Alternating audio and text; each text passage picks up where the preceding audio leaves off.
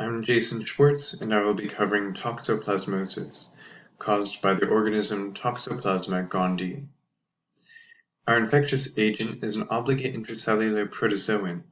This makes it different from other organisms we've studied in this course, because it is not a virus or a bacterium, but rather a parasitic protist.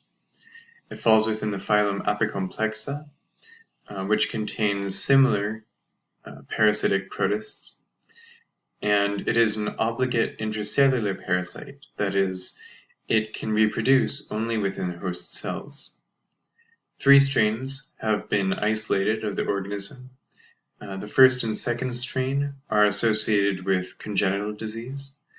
The second strain in particular has been isolated from immunocompromised patients, and the third strain has been isolated from animals. The organism has a 2-part life cycle, consisting of 3 distinct stages. In the first part of the life cycle, which doesn't include humans, the organism reproduces sexually within the intestines of cats. There it forms oocysts, which contain the organism as sporozoites. These oocysts are about 12 micrometers long and are shed in the cat's feces. There they can be consumed by other animals, importantly for this part of the cycle by rats, and there it forms tachyzoites, which reproduce very quickly within the host cells. These tachyzoites are about 4 to 8 micrometers long. You can compare that to the average human cell size of roughly 100 micrometers. As the immune system places pressure on these tachyzoites, they transform into bradyzoites and form tissue cysts as a defensive mechanism. These cysts can then be eaten in the meat of whatever animals these cysts have formed in, and can then infect other hosts. And this would be how this cycle continues in cats, as the cats eat the rats that have been infected. However, second part of the life cycle is the infection of other creatures outside that immediate cycle. That would include farm animals or animals raised for meat, which would then infect humans. And secondarily, other foods that humans eat, other vegetable type foods, which can also be contaminated with feline fecal matter. And either of those 2 routes can cause infection naturally.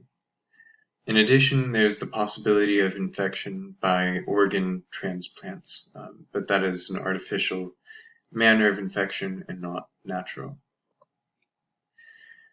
The main reservoirs of infection are cats and rats. The cats, I will start actually with the cats because they are the primary reservoir. This is where the organism goes through its sexual reproductive cycle and where it forms the oocysts that really perpetuate the cycle.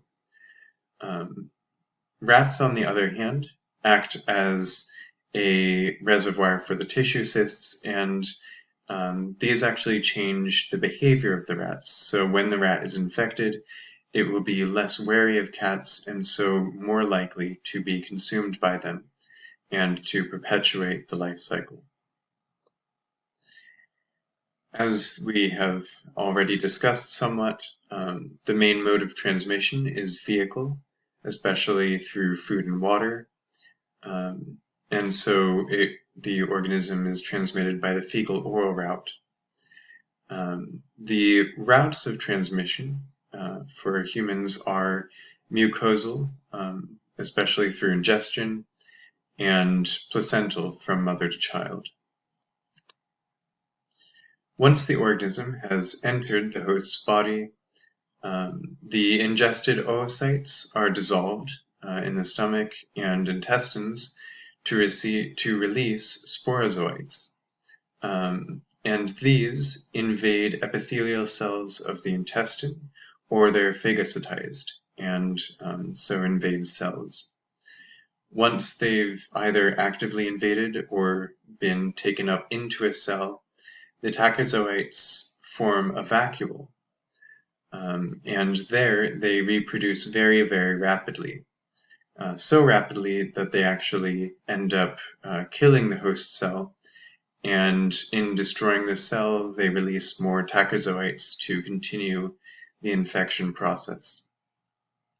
However, as it sounds, this is incredibly harmful for the host tissue, and so it prompts a very strong immune response.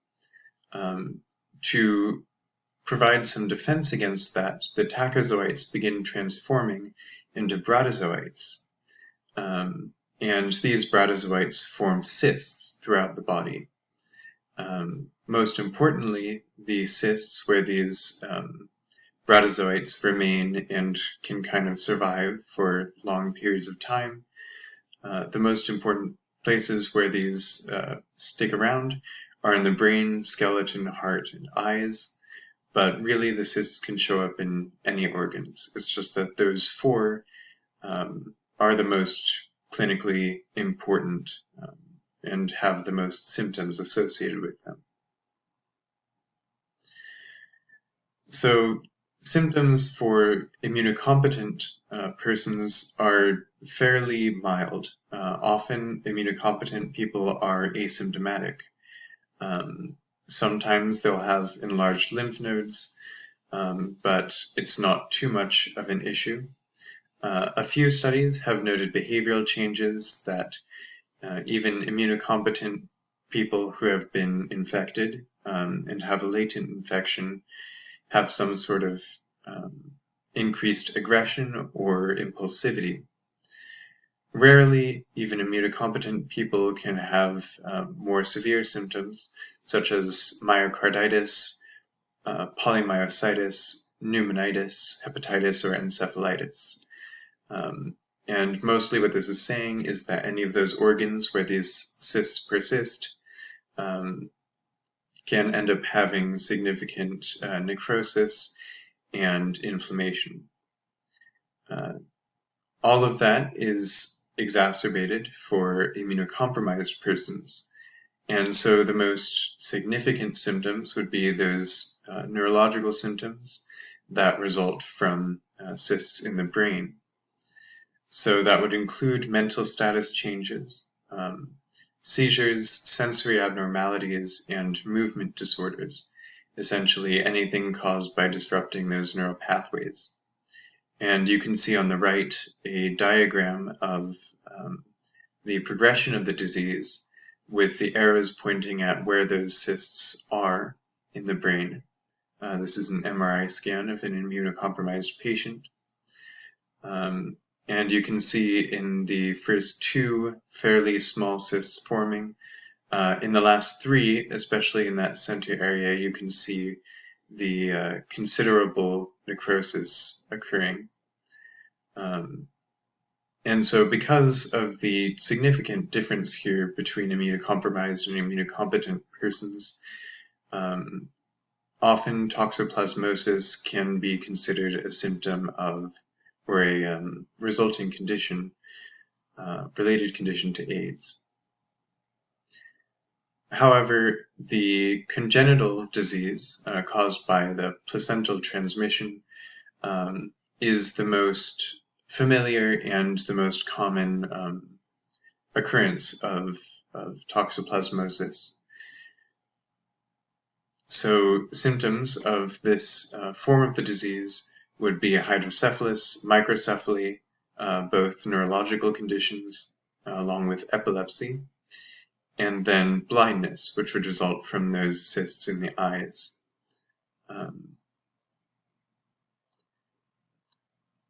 The incidence of the disease is surprisingly high.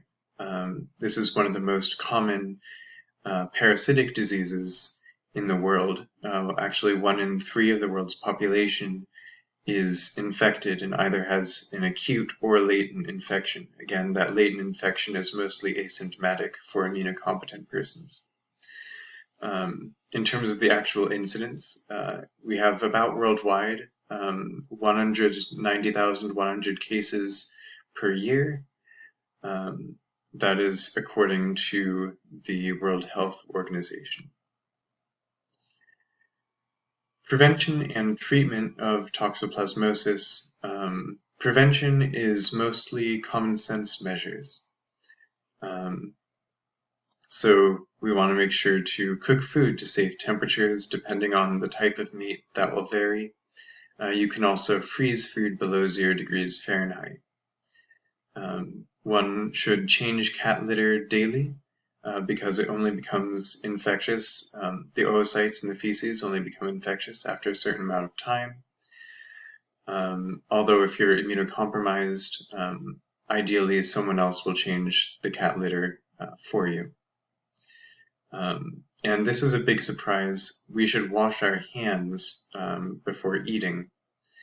There is some research into vaccines. One has been approved for sheep, I believe, in Australia and New Zealand, but more research is being done on human vaccines. Treatment is mostly by antibiotics for pregnant mothers so that congenital disease doesn't occur. Often spiromycin is given. For others, some combination of pyrimethamine, sulfadazine, and leucovorin is administered. And here are my sources. Thank you for listening.